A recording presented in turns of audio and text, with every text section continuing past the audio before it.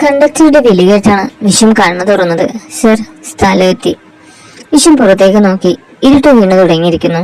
വിഷം ബാഗും എടുത്ത് പുറത്തേക്ക് ഇറങ്ങി. ചുറ്റും നോക്കി. പ്രകൃതി രമണീയമായ സ്ഥലം, വയലുകളും തെങ്ങിൻ തോപ്പുകളും. വിഷത്തിന്റെ അടുത്തേക്ക് ഒരാൾ ഓടിയെത്തി. വിഷം സാറല്ലേ? അതെ, ഞാൻ കാണാരൻ. സാർ എന്താ ഇത്ര വൈകിയത്? വിഷം പറഞ്ഞു. കൂടി ജോലി ചെയ്യുന്നവരുടെ യാത്രയപ്പൊക്കെ കഴിഞ്ഞപ്പോൾ വൈകി. വിഷം ആ നാട്ടിലെ പുതിയ കൃഷി ഓഫീസറായി സ്ഥലം മാറി വന്നയാളാണ്. കണാരന്റെ വീട് എവിടെയാണ്? ഇവിടെ അടുത്താണ് സർ. മുകുന്ദൻ സാർ വിളിച്ചു പറഞ്ഞു. സാറിന് ഒരു കുറവും വരുത്തരുതെന്ന്. വിഷൻ ചോദിച്ചു, എന്റെ താമസമൊക്കെ? കണാരൻ, ഇവിടുന്ന് കുറച്ച് നടപ്പുണ്ട്. പഴയ ഒരു തറവാടാണ്. സാറിന് ഒറ്റയ്ക്ക് താമസിക്കാൻ ബുദ്ധിമുട്ടൊന്നുമില്ലല്ലോ? വിഷൻ പറഞ്ഞു, ഹേ ഇല്ല. വാടക കുറവായി കിട്ടിയത് ആ ഒരു തറവാടാണ്. വിഷം ചോദിച്ചു, ആ തറവാട്ടിലെ ബന്ധപ്പെട്ട ആൾക്കാരൊക്കെ എവിടെയാണ് താമസിക്കുന്നത്? കണാരൻ പറഞ്ഞു, അവരൊക്കെ വിദേശത്താണ്. വാടക കിട്ടുമെന്ന് കരുതിയല്ല, വെറുതെ കിടന്ന് നശിക്കണ്ടല്ലോ എന്ന് കരുതിയാണ് അവരിത് വാടകയ്ക്ക് കൊടുത്തത്. കണാരൻ ചോദിച്ചു, സാറിന്റെ കുടുംബമൊക്കെ? വിഷം പറഞ്ഞു, അവരൊക്കെ നാട്ടിലാണ്. കുട്ടികളുടെ പഠിത്തമൊക്കെ അവിടെയല്ലേ, അത് കാരണം ഞാൻ മാത്രമേ ഇങ്ങ് പോകുന്നുള്ളൂ. കണാരൻ പറഞ്ഞു, സർ, വീടെത്താറായി. വിഷം ചുറ്റും നോക്കി. ആകെ ഇരുട്ട് മൂടി കിടക്കുന്നു. ചെറിയ നിലാവെളിച്ചത്തിൽ പേടിപ്പെടുത്തുന്ന രൂപത്തിൽ തലയുയർത്തി ഈ വഴി അവസാനിക്കുന്നത് ഈ തറവാടിന് മുമ്പിലാണ്. രണ്ടുപേരും ഗേറ്റും കടന്ന് അകത്തേക്ക് കയറി. കണാരൻ പുറത്തെ ലൈറ്റിട്ടു. ചുറ്റും കാട് പിടിച്ചു കിടക്കുന്നു. ആകെ കൂടി ഒരു തളം കെട്ടി നിൽക്കുന്ന ഒരു അന്തരീക്ഷം. കണാരൻ കതക് തുറന്നു. വിഷം അകത്തേക്ക് കയറി. കണാരൻ ലൈറ്റുകൾ ഓരോന്നായി ഇട്ടു. പഴയ പ്രൗഢി വിളിച്ചോതുന്ന അകത്തളം, കൊത്തുപണികൾ ചെയ്ത തൂണുകൾ, പഴയ ചില മങ്ങിയ ഫോട്ടോകൾ ഭിത്തിയിൽ തൂക്കിയിട്ടിരിക്കുന്നു. കണാരൻ, സർ, ഇതാണ് സാറിന്റെ മുറി. വിഷം പറഞ്ഞു, ഇവിടെ ഒരുപാട് മുറികളുണ്ടല്ലോ.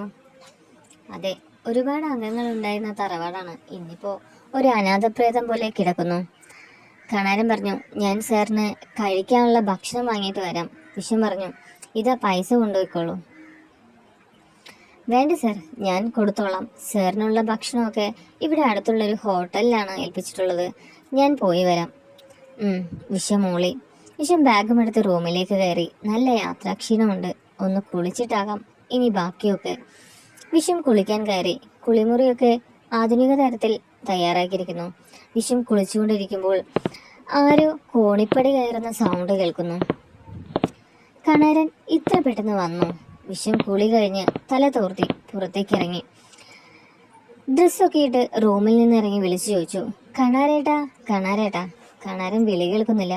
വിഷം കോണിപ്പടികൾ കയറി മുകളിലെത്തി. ഇരുട്ട് കട്ട പിടിച്ചെടുക്കുന്ന പാസേജ്. വിഷം സ്വിച്ച് തപ്പി നോക്കി. കാണുന്നില്ല.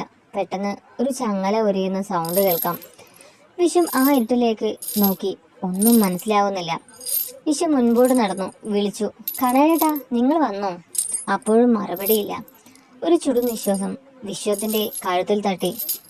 വിശ്വത്തിന് തോന്നി തന്റെ പുറകിൽ ആരോ നിൽക്കുന്നുണ്ട്. വിഷം ഞെട്ടി പുറകോട്ട് നീങ്ങി. കൈ തൊട്ടത് സ്വിച്ചിൽ. വിഷം വേഗം ലൈറ്റിട്ടു. ചുറ്റും നോക്കി. ഒരു ആട്ടുകട്ടിൽ തനിയെ ആടുന്നു. തണുത്ത കാറ്റ് അവിടമാകെ വീശുന്നു. പെട്ടെന്ന് താഴെ നിന്ന് കണാരൻ വിളിച്ചു, വിഷം സാർ. വിഷം താഴേക്ക് ഇറങ്ങി ചെന്നു. സർ, മുകളിലായിരുന്നോ? അതെ, എന്തോ സൗണ്ട് കേട്ടു. എന്താണെന്നറിയാൻ കയറിയതാണ്. പഴയ വീടല്ലേ, വല്ല മരപ്പട്ടിയോ എലിയോ ഓടിയതായിരിക്കും സർ. സാർ ഭക്ഷണം കഴിക്കി, ഞാൻ പോയിട്ട് നാളെ വരാം. വിഷം കുറച്ച് പൈസ എടുത്ത് കണാരൻ നീട്ടി. ഇത് വെച്ചോളൂ. കണാരൻ, ഓ, ഇതൊന്നും വേണ്ടായിരുന്നു. തല തുറഞ്ഞ് ആ കാശ് വാങ്ങി കീശയിലിട്ടു. വിഷം ചെറുപുഞ്ചിരിയോടു കൂടി കണാരൻ പോകുന്നത് നോക്കി നിന്നു. പെട്ടെന്ന് ഫോൺ ബെല്ലടിച്ചു. വിഷം ചെന്ന് ഫോൺ നോക്കി. വൈഫ് വിളിക്കുന്നു. ഹലോ ഏട്ടാ, എത്തിയോ? ആ, എത്തി. ഭക്ഷണമൊക്കെ കഴിച്ചോ?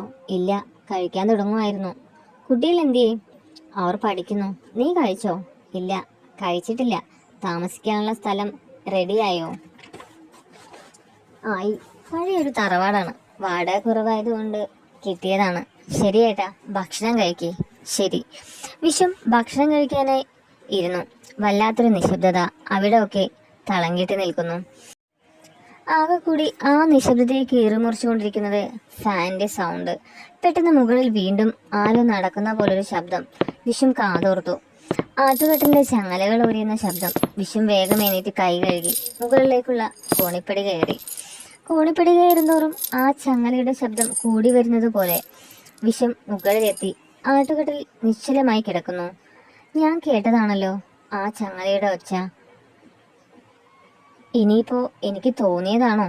വിശ്വം മുൻപോട്ട് നടന്നു. വിശ്വത്തിന്റെ ഉള്ളിൽ നേരിയ ഭയം അനുഭവപ്പെട്ടു തുടങ്ങി.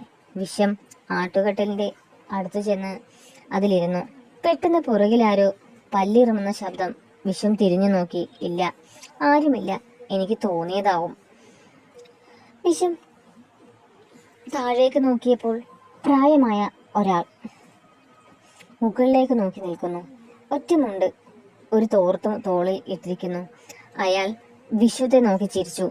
വശ്യമായ എന്നാൽ ഭയപ്പെടുത്തുന്ന രീതിയിലുള്ള ഒരു ചിരി. പല്ലുകൾ മുറുക്കി ചുവന്നിരിക്കുന്നു. പെട്ടെന്ന് വിശ്വത്തെ ആരോ പുറകിൽ പിടിച്ച് ഒറ്റ തള്ള്. വിശ്വം മുൻപോട്ട് ആഞ്ഞു വീണു. പെട്ടെന്ന് തിരിഞ്ഞു നോക്കി. ആരുമില്ല. വിശ്വം എണീറ്റ് താഴേക്ക് നോക്കി. അവിടെ നിന്നയാളെ ഇപ്പോൾ കാണുന്നില്ല. വിശ്വം ഭയത്തോടുകൂടി ഓടി താഴേക്ക് വന്നു. പുറത്തിറങ്ങി നോക്കി. ആരെയും കാണുന്നില്ല. ചുറ്റിലും ഇട്ട് കട്ട പിടിച്ചു നിൽക്കുന്നു. അകലെ നായ്ക്കൾ ഓരിയിടുന്നു. വിശ്വം ആ ഭാഗത്തേക്ക് നോക്കി. ആ ഇരുട്ടിൽ നിന്നും തന്നെ ആരോ നോക്കുന്നത് പോലെ ഒരു തോന്നൽ. വിശ്വം, ഞാൻ എന്തൊക്കെയാണ് ചിന്തിച്ചു കൂട്ടുന്നത്? ഇതുപോലെ ഒറ്റപ്പെട്ട സ്ഥലമായതുകൊണ്ടൊക്കെ ആവും തൻ്റെ മനസ്സിൽ ഇങ്ങനെയുള്ള തോന്നലുകൾ കാണുന്നത്. പക്ഷെ എന്നെ മുകളിൽ വെച്ച് ആരാണ് തള്ളിയത്? ഇനി അതും എൻ്റെ തോന്നലാണോ? വിശ്വത്തിൻ്റെ ഉള്ളിൽ നേരിയ ഒരു ഭയം വീണ്ടും തോന്നി തുടങ്ങി. വിശ്വം വേഗം അകത്തേക്ക് കയറി വാതിലടച്ചു. വിശ്വം മൊബൈൽ എടുത്ത് സമയം നോക്കി. 11 മണിയായി. യാത്രയുടെ ക്ഷീണം വിശ്വത്തിൻ്റെ കണ്ണുകളെ തഴുകാൻ തുടങ്ങിയിരിക്കുന്നു. വിശ്വം റൂമിൽ കയറി വാതിലടച്ചു. ലൈറ്റ് അണച്ചു. കിടന്നു. അകലെ നായ്ക്കൾ ഓരിയിടുന്നത് ഉറക്കത്തിലേക്ക് വീഴുമ്പോഴും വിശ്വം കേട്ടു. പെട്ടെന്ന് വിശ്വത്തിന്റെ കഥകിൽ ആരോ ശക്തമായി അടിക്കുന്നു. വിശ്വം ഞെട്ടിയെണീറ്റു. വിശ്വത്തിന്റെ ഉള്ളിൽ ഭയം അരിച്ചിറങ്ങി. പേടിയോടുകൂടി വിശ്വം ചോദിച്ചു, ആരാ? മറുപടിയില്ല. വീണ്ടും കഥകിൽ ശക്തമായി ആരോ അടിക്കുന്നു. വിശ്വം വീണ്ടും ചോദിച്ചത് കേട്ടില്ലേ? ആരാ? മറുപടിയില്ല. വിശ്വം ആകെ വെട്ടി വീർത്തു.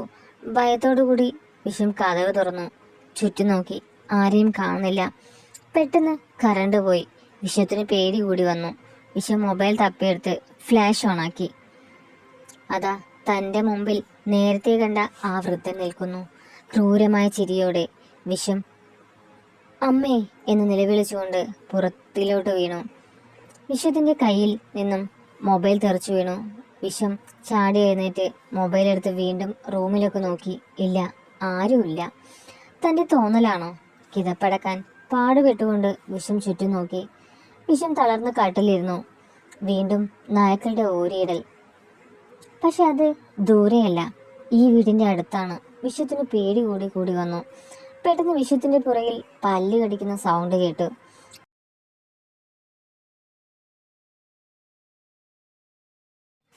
വിശ്വം ഫ്ലാഷ് തിരിച്ച് പുറകിലേക്ക് നോക്കി. തന്റെ കാട്ടിൽ കൈകൾ കുത്തി ആ വൃദ്ധൻ തന്നെ നോക്കിയിരിക്കുന്നു. മുഖം ചേർന്നിച്ച് തുടങ്ങിയിരിക്കുന്നു. ഒരു കണ്ണ് പുറത്തേക്ക് തൂങ്ങിക്കിടക്കുന്നു. വിശ്വത്തെ നോക്കി ക്രൂരമായി പല്ല് കടിച്ചുകൊണ്ട് വിശ്വത്തിന് നേരെ ചാടി വീണു. കഴുത്തിൽ കുത്തിപ്പിടിച്ചു. വിശ്വം ശ്വാസം കിട്ടാതെ പിടഞ്ഞു. വൃദ്ധന്റെ നഖങ്ങൾ വിശ്വത്തിന്റെ കഴുത്തിലേക്ക് തറഞ്ഞിറങ്ങി. വിശ്വത്തെ പിടിച്ച് ഭിത്തിയോട് ചേർത്ത് പൊക്കി നിർത്തി. വിശ്വം ഒരിറ്റി ശ്വാസത്തിനായി പിടിച്ചുകൊണ്ടിരിക്കുന്നു. വൃദ്ധൻ വിശ്വത്തിന്റെ വയറ്റിലേക്ക് ആഞ്ഞു കടിച്ചു പറിച്ചു. വിശ്വം വേദന കൊണ്ട് പിടഞ്ഞു. നിലവിളി പുറത്തേക്ക് വന്നില്ല. ആ കടിച്ച മുറിവിലൂടെ വൃദ്ധന്റെ മറ്റേ കൈ വിശ്വത്തിന്റെ വയറ്റിലേക്ക് കുത്തിയിറക്കി. വിശ്വത്തിന്റെ കുടൽ വലിച്ച് പുറത്തേക്കിട്ടു.